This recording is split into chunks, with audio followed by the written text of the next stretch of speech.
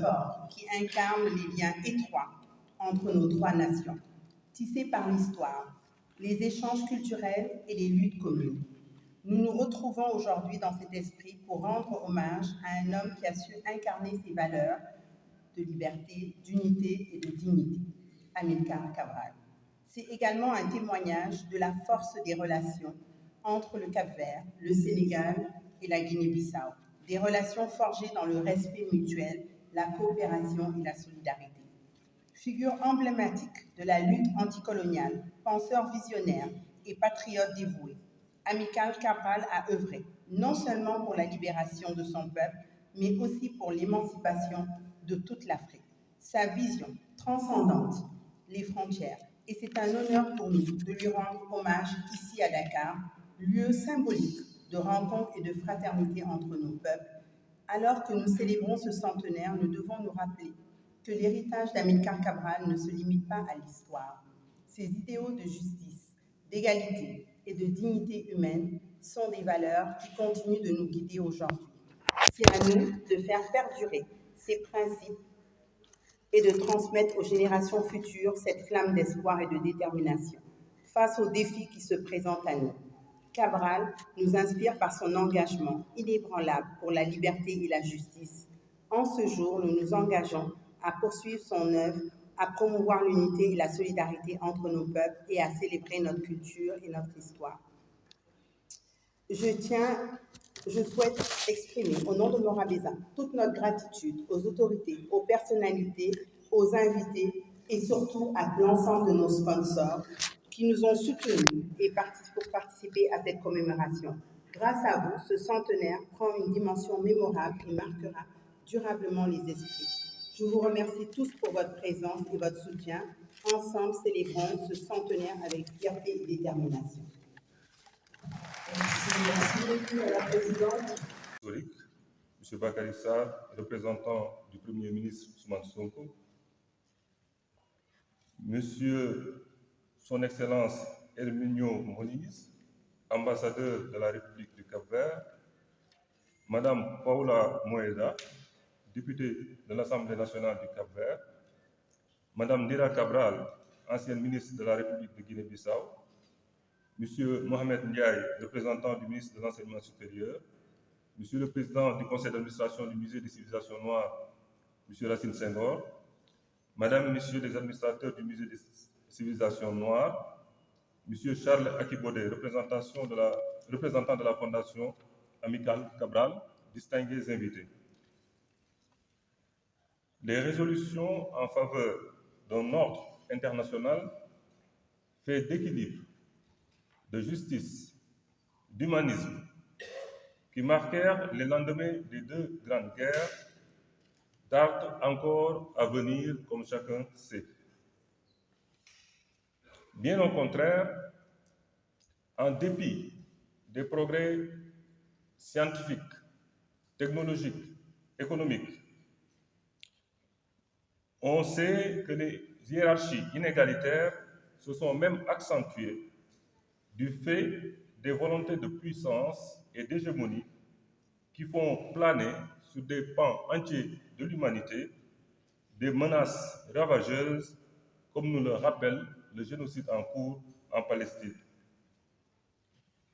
C'est dans ce contexte critique de la géopolitique mondiale que l'Afrique se trouve à un tournant où ses élites et sa jeunesse doivent régler les défis de la souveraineté, les défis de la sécurité et les défis du développement endogène.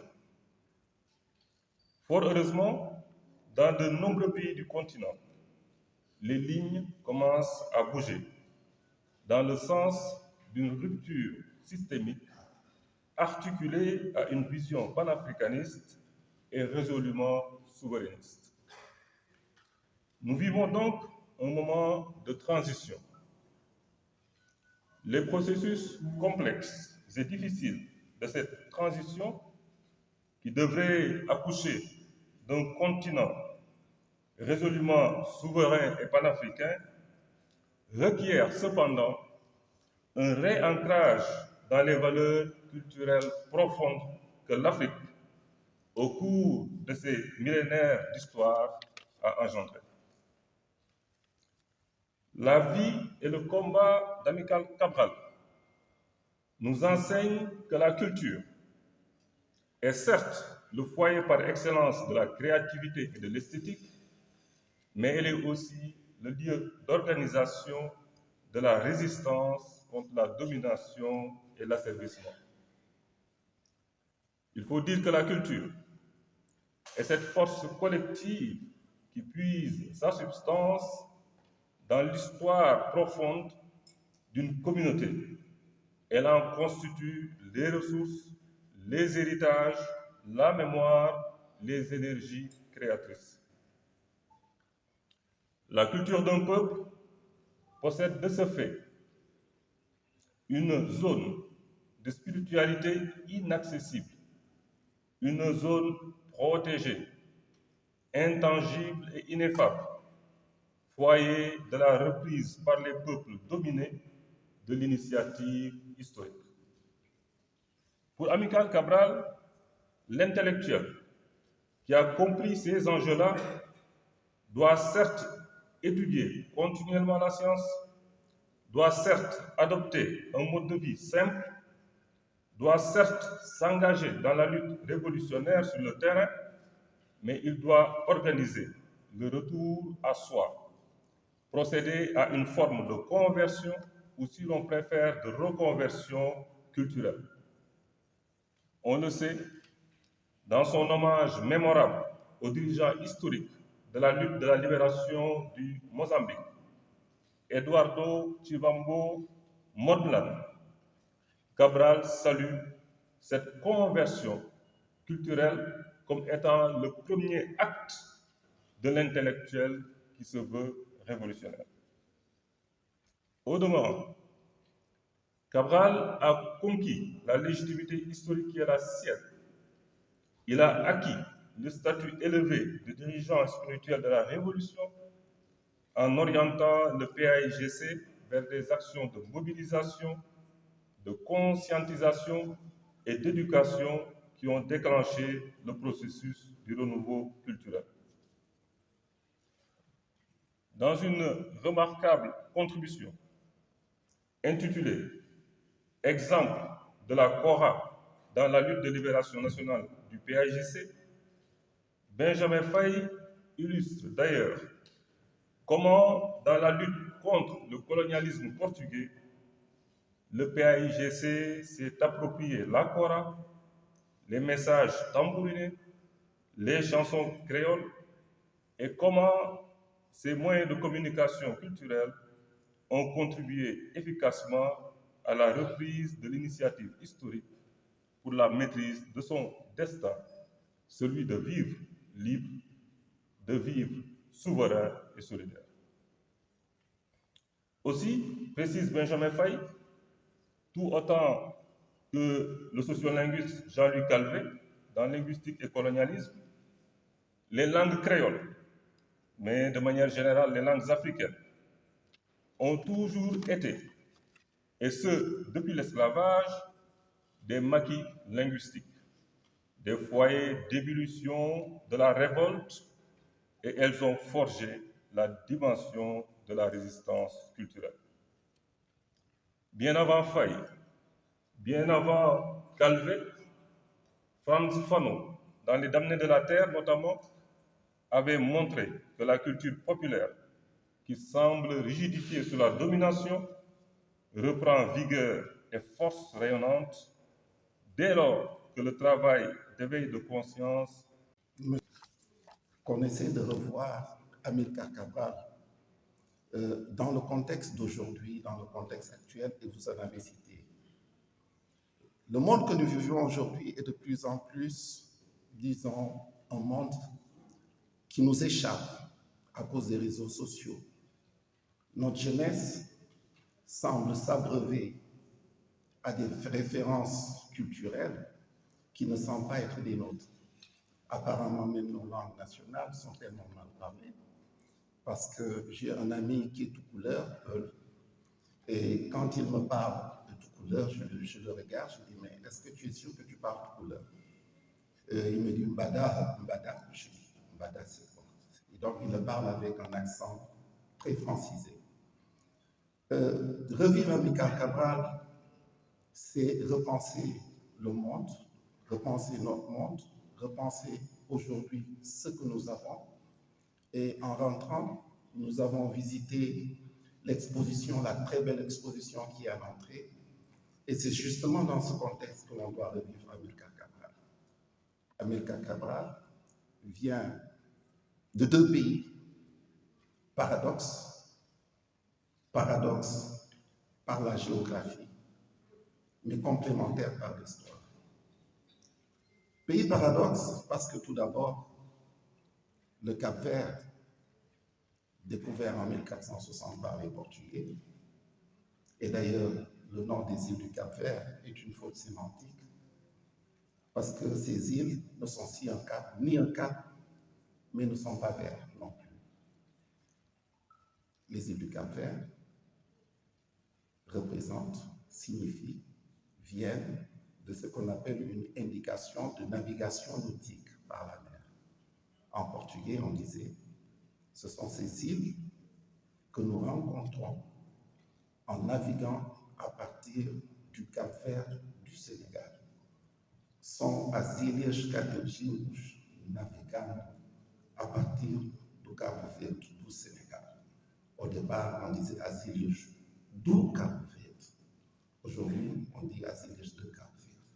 On disait dans le passé les îles de Cap Vert. Aujourd'hui, on les traduit par les îles du Cap Vert. Des îles secs, des îles sèches, éclatées.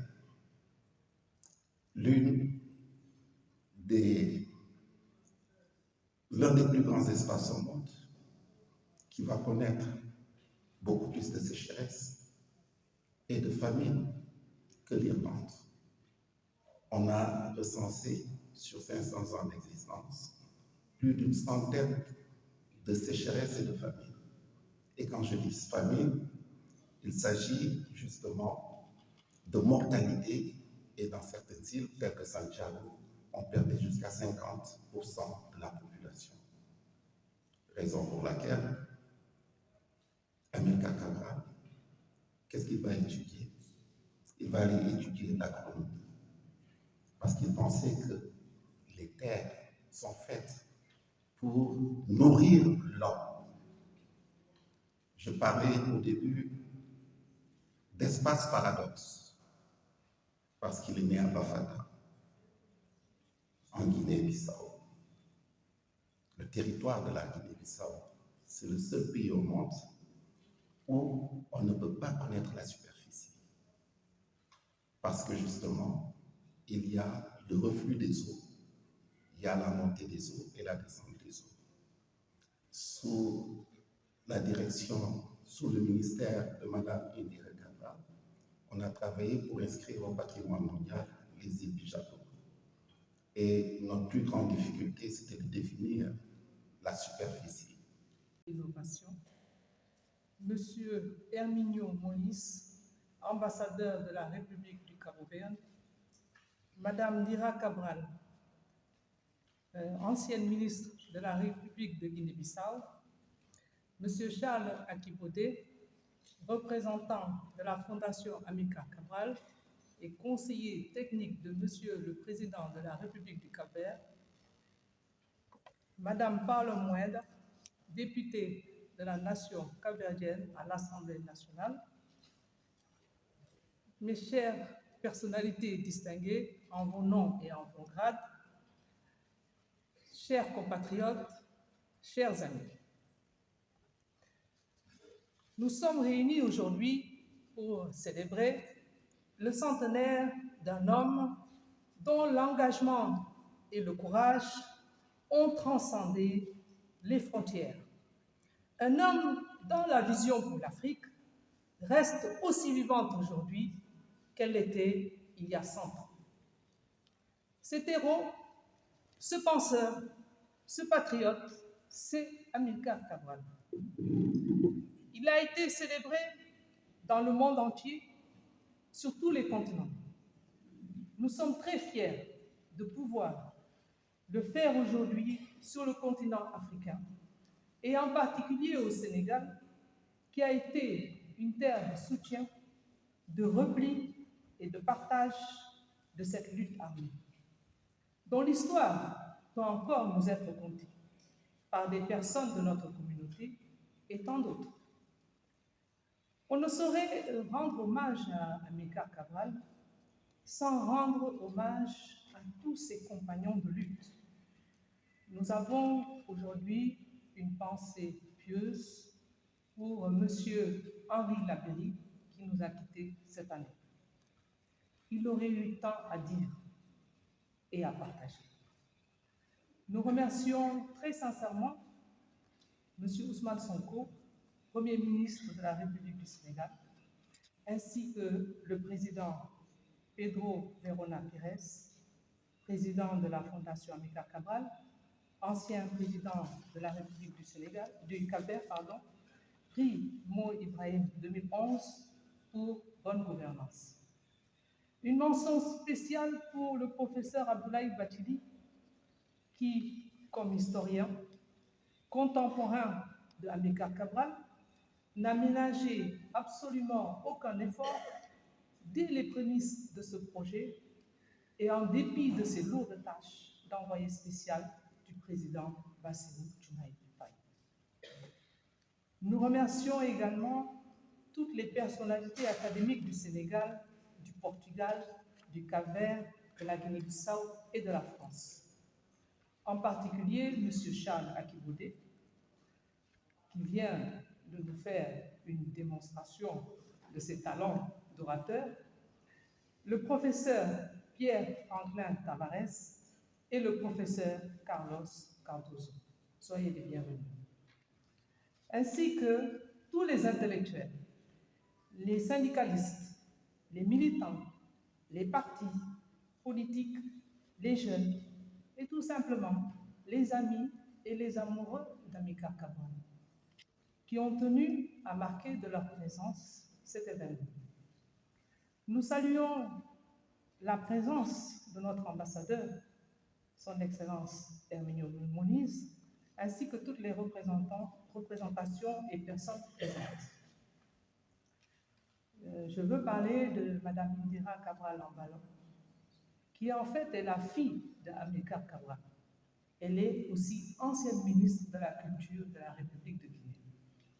Je veux parler de Mme Paula Moeda, députée du Cap-Vert, mais qui est également présidente de la Fédération nationale des femmes du PAICV et également membre du bureau politique du PAICV. Je veux parler de son époux qui a tenu à l'accompagner, M. Fernando Moeda, ancien président du conseil d'administration du PAICV et membre du bureau politique. Nous aurons également le plaisir d'accueillir ce soir M. Jean-Baptiste Pereira, vice-président du PAICV, mais également leader du groupe parlementaire du PAICV à l'Assemblée nationale du Cap-Vert. Mais également, mes remerciements iront à Monsieur le directeur général de ce musée, qui nous accueille, parce qu'il a été notre partenaire de la première heure. Et je puis dire que n'eût été son appui, je pense que cette activité aurait été également irréalisable.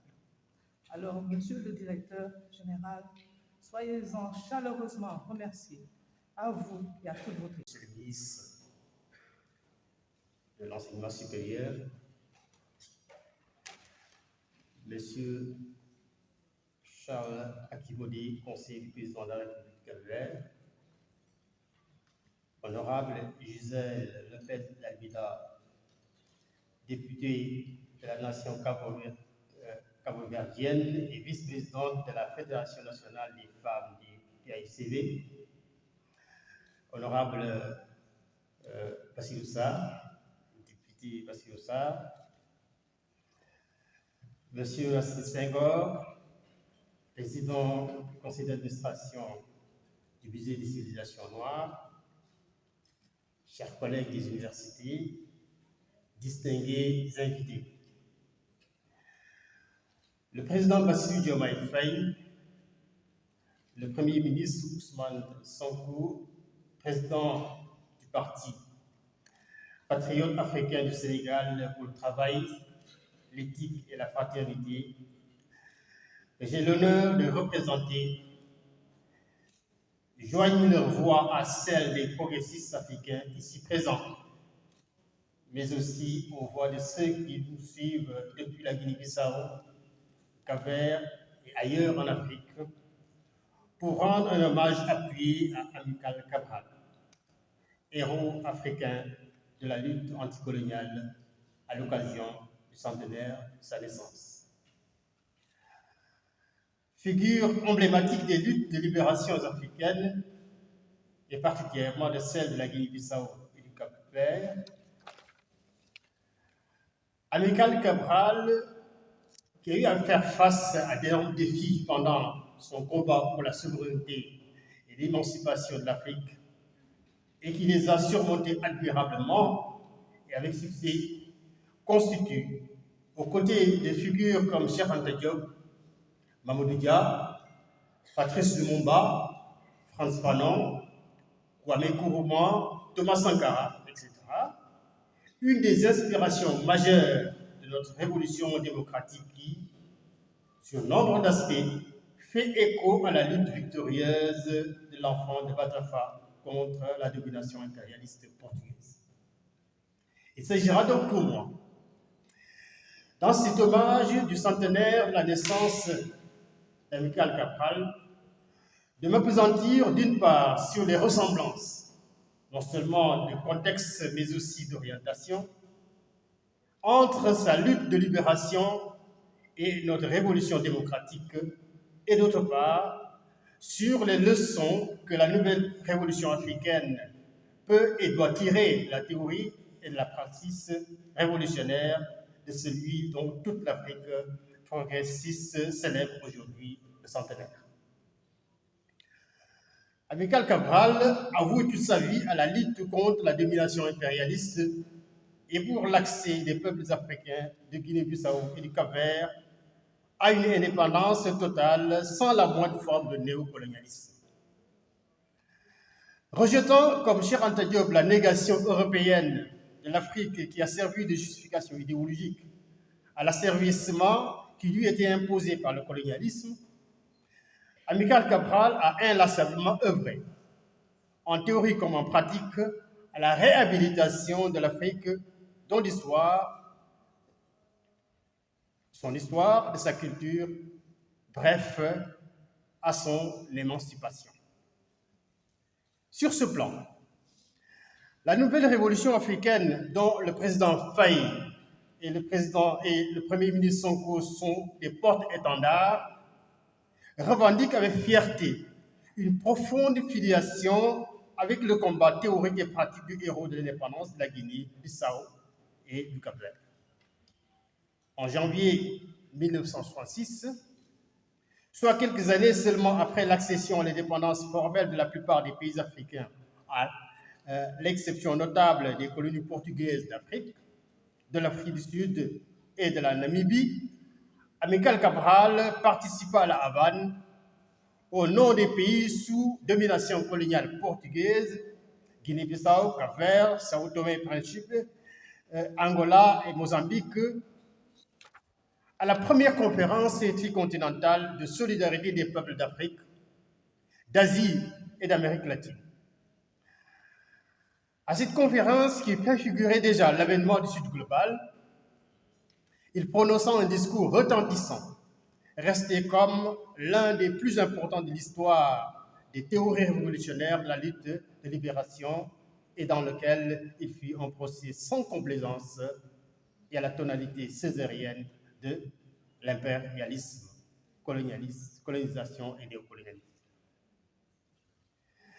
Se libérer de la colonisation et de la néocolonisation équivaut dans la pensée de l'auteur de l'arme de la théorie à un retour effectif dans l'histoire de laquelle les Africains ne seraient jamais sortis sans le crime perpétré contre eux par la colonisation et la néocolonisation.